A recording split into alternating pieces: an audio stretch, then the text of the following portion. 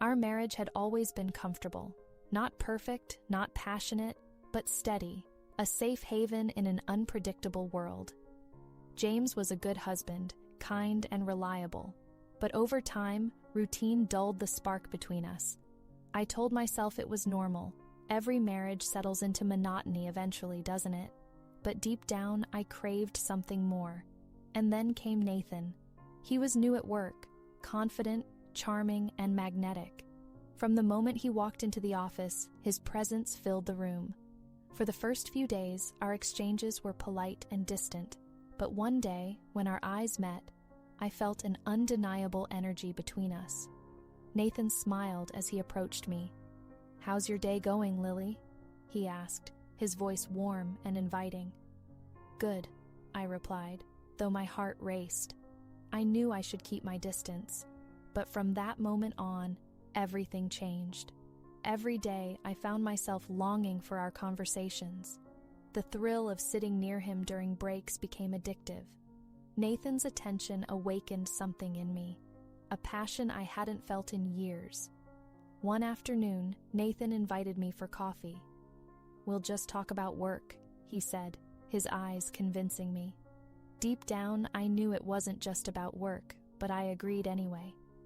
At the cafe, our conversation flowed effortlessly. Every word drew me closer to him, stirring a part of me that had been silent for years. He encouraged me to talk about my dreams and passions, things I hadn't shared with James in ages. His gaze made me feel special, like I was the only person in the world. As the coffee ended, I didn't want to leave. Then, Nathan's fingers brushed lightly against mine on the table. A wave of warmth spread through me. My eyes locked with his, and my heart pounded. In that moment, a silent understanding passed between us. The breaking point came after work.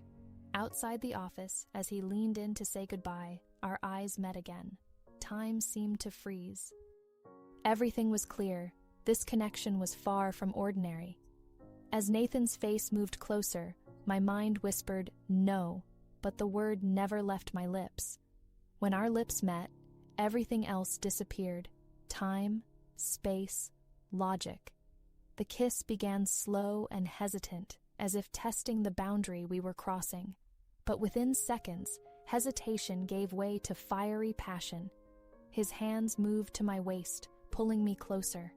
In his arms, I was lost, torn between my body and my mind. When our lips parted, I was breathless. Nathan's gaze held me like a magnet.